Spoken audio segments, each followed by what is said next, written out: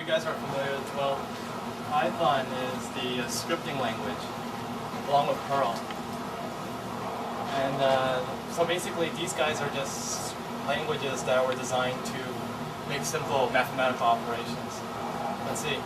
And the major difference between a scripting language and a programming language like Java, you'll see right now, it's really simple. So for Python, if I just want to print out something like hi, it's just basically print hi. While in, not semicolon. While in Java, you gotta do this.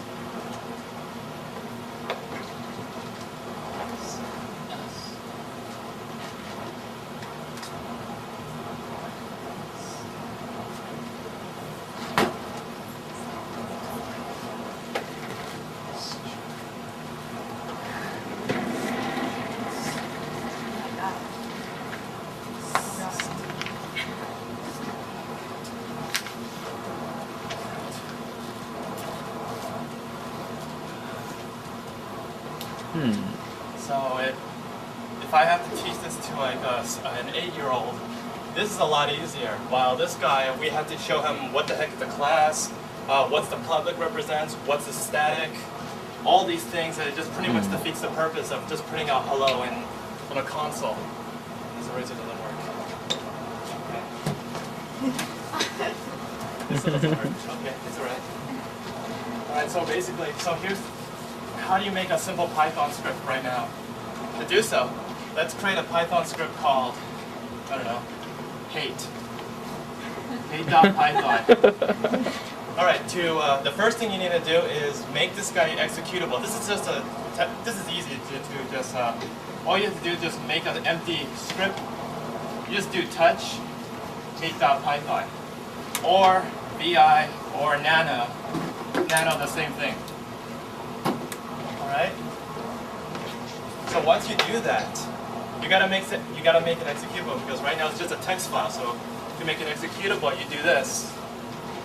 chmod user plus executable hate.python. So user can execute hate.python. Okay, so so this is inside hate.python. So once you do a nano on hate.python, the first thing you have to do is this. Hash user bin Python. Alright, so what this means, this hash symbol actually represents a comment. The Python interpreter should not read anything in a hash. But this is a special case actually. On Linux, you need to specify this at the very top of the Python script. Without it, if you were to execute hate.python, so to execute it, you just do a // and then your file. But without this header, Linux is going to assume that this is a bash script, not a Python script, and you're going to get these awful, ugly errors. Now, if you still don't like this header, do you think it's ugly or something? No worries. You can omit this, but you have to type in Python all the time. If you're lazy, I would recommend doing this and just do this. Pretty simple. Okay. So once you got the header down, then you can do your print hi. And once you execute hate.python, it's going to print out hi. Now another thing you can do, print is actually really nice. It's really powerful in the concept that you can do this.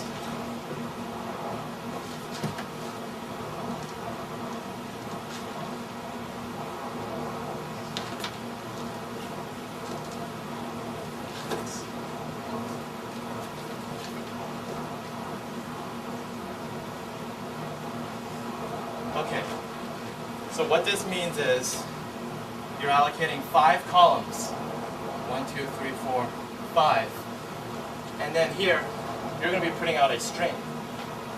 So let's assume that A is equal to fun. So we will be allocating 5 columns, and you're going to put fun right here. Next, you're going to have this is, you're going to be allocating 4 spaces, and you're going to be allocating 7 decimal points for your floating. So let's say B, let's assume B is like 2.6. Alright? So 1, 2, 3, 4. And then you'll be out, so you can have up to 7 decimal places. If you want to make it less, you just make it 2 or 3 or 1. If you want to put leading zeros, so if you're saying like it's 2.6, but you only have, you want to allocate 2 decimal places, you add the 0 before the number. So you can do this, 2.60. So that's, in order for, so to put variables, to actually output your variables, you gotta have a placeholder, the modulus operator, the number of columns you want to allocate, and then the definition, what your variable is. S represents a string, F represents a floating point, and then another one you're going to see is D, which represents a decimal integer. Right. But okay, so so what on earth does that mean? I'll show you right now. Oh, by the way, in Perl, it's the same thing. Pound, exclamation mark, user, bin, Perl. Okay. All right, so we have variable names. A is equal to 1, B is equal to 9,000, C is equal to 4.28. All right, so what does each of them represent? So basically in any programming language, this represents a variable name, a placeholder. This equals is an assignment operator, and this is our value. If our value is under quotes, double quotes, this represents a string. If our value is not in quotes, but it's a whole number, meaning there's no decimal, this means this is an integer.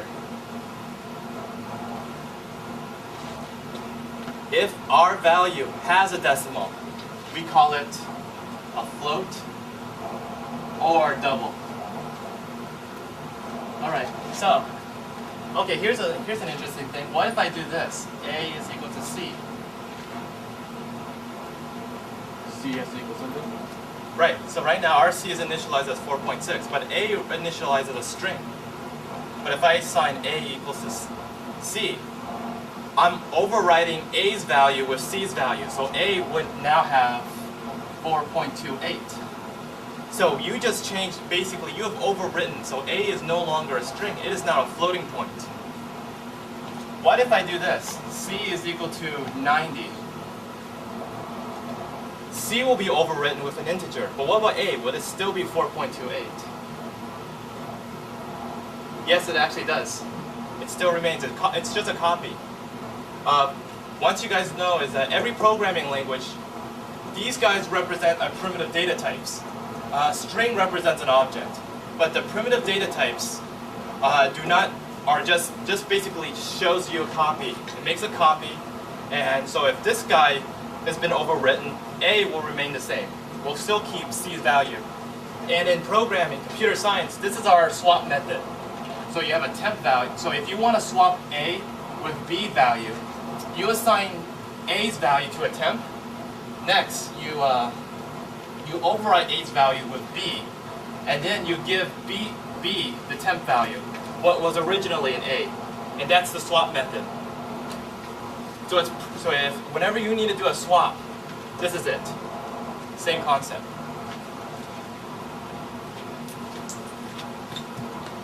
All right. So how does this relate to, say, for the lab?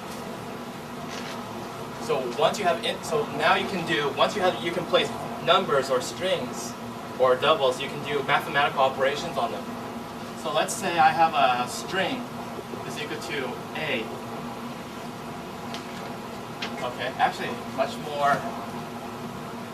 I string 2 is equal to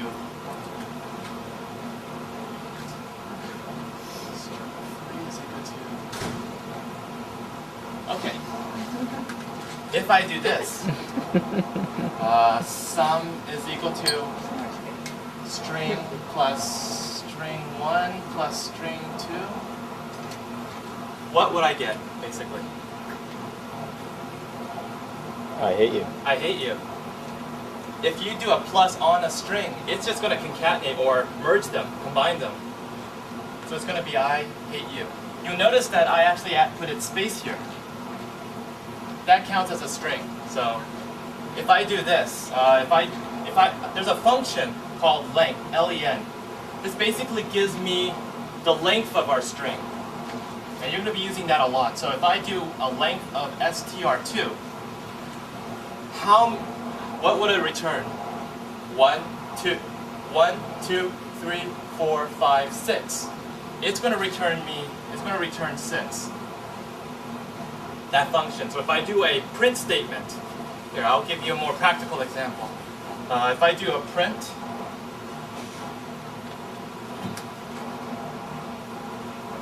total is, so length is going to return an integer. So what would be my value?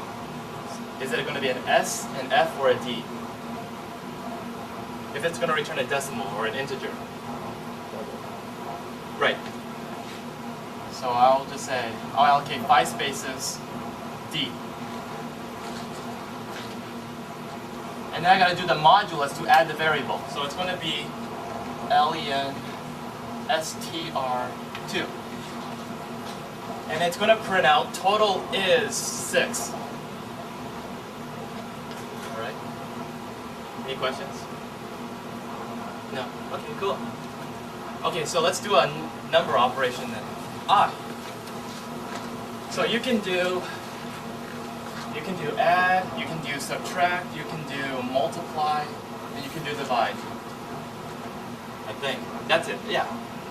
So I can do a plus b, a times b, a times a minus b, a divided by b. Here's a nice thing. How do you do a power? So if I want to do 2 to the 4th power, how do you do that? In Python, you just do, so let's say a is equal to 2 and b is equal to 4. Okay, so let's say a is equal to 2, b is equal to 4.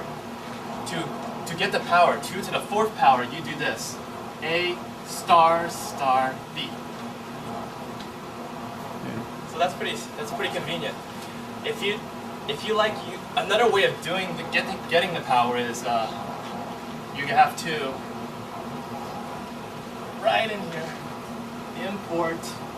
You got to import the math library, and then you can do this. Capital M math.powab. But technically, I think this is a lot more easier to do. I mean, this has to do more grunt work on this. And we'll focus more on the math library later on. So, okay. Any questions so far? No? Okay, cool. Yay. I think we're running out.